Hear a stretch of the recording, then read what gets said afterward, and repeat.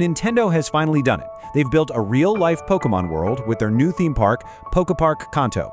It's this huge, ambitious dream come to life, but here's the thing, what happens when that dream for everyone ends up being a reality that, well, not everyone can actually get into?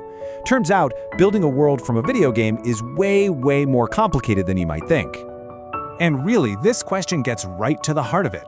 What if your biggest childhood dream came true, but there was a catch?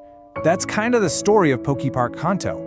You've got this amazing vision, all this nostalgia, all this brand power, and it's crashing right into some very real, very frustrating problems with actually making it work for people. So here's how we're going to tackle this. First, we'll look at the dream, what the park is all about. Then, the business side, Nintendo's whole strategy here. After that, we'll get into the tough reality for fans trying to get in. And finally, what this all says about where things are headed.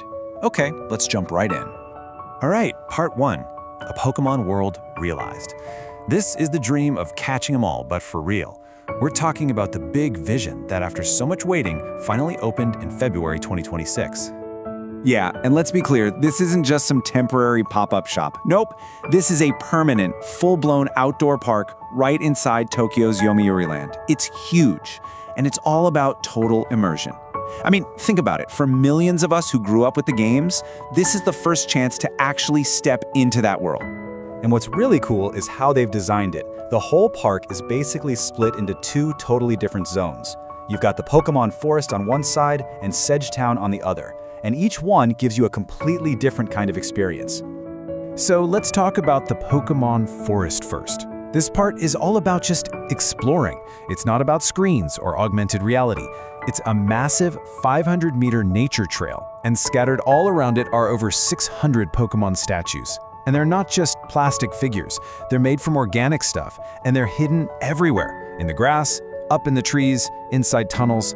The whole point is to put your phone away and just use your eyes, to get that thrill of actually finding a Pokémon in its natural habitat. Then, once you've finished your adventure in the forest, you step into Sedge Town. And this place? This is the complete opposite. It's the bustling social hub. It's designed to feel just like one of those towns from the games, you know?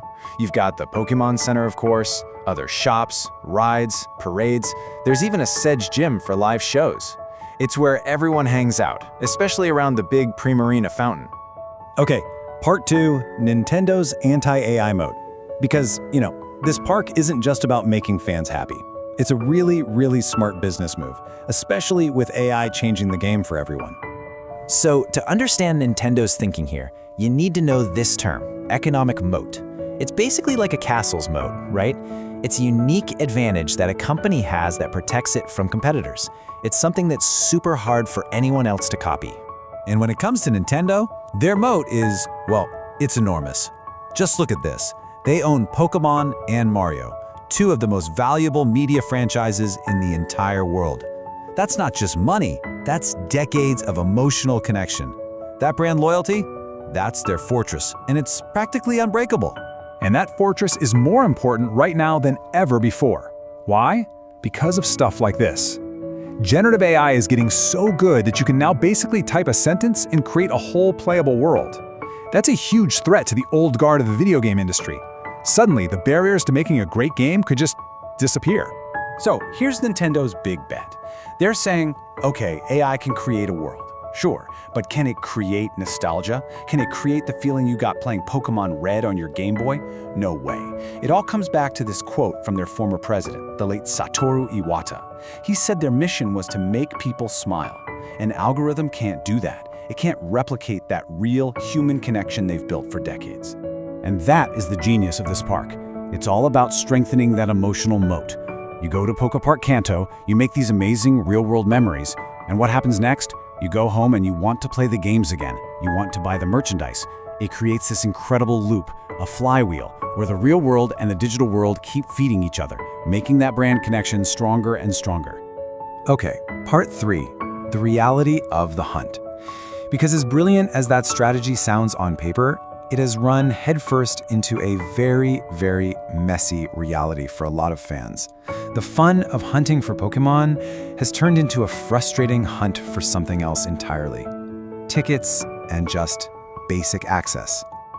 Yeah, Let's start with the Pokemon Forest. You know, the main attraction? The one everyone wants to see? Well, to even get in, there's a rule.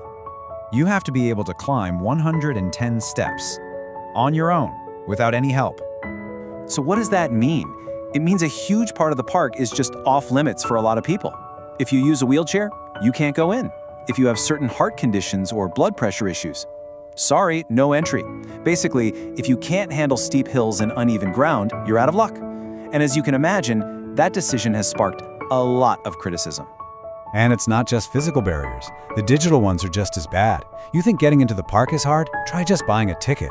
It's become this total nightmare. You get stuck in these endless loops of clicking on bicycles and traffic lights, just like this person on Reddit says. And all that does is slow you down until, poof, the tickets are gone. And this isn't just one person. This story is everywhere. People are sitting there with 2, 3 devices open, browsers constantly refreshing, fighting website errors for hours, only to walk away with absolutely nothing. The site just buckles under the demand, and it leaves a ton of fans feeling completely let down. And then you have this other layer to the mixed feelings. For a big chunk of the fan community, the whole idea was kind of a letdown from the start. They weren't hoping for a real-world park they might not even be able to get to. They wanted a new video game, a sequel to the old PokéPark games. So, part 4, beyond the game screen. After all this, what do we make of it? What's the big picture here? It really feels like a classic story of this incredible, ambitious idea slamming right into a brick wall of frustrating real-world problems. And it all boils down to this, right? The promise versus the reality. On one hand, you have this promise of a magical place for every Pokemon fan to feel like they're in the game. But on the other hand, you've got the reality. The reality of physical barriers that keep people out and a ticketing system that just doesn't work. The dream is there, but not everyone gets to live it. Look, at the end of the day, PokéPark Kanto is a really bold experiment. It's Nintendo trying to push their brand beyond just a screen, and it definitely shows how powerful these real-world experiences can be. But man, it is also a masterclass in just how hard it is to actually pull something like this off perfectly for everybody. And that kind of leaves us with this one big question to chew on. As AI gets better and better at creating these infinite, perfect digital worlds on demand, is the real future of play actually real? Maybe the most valuable experiences are the ones that are tangible, the ones you can actually touch and feel.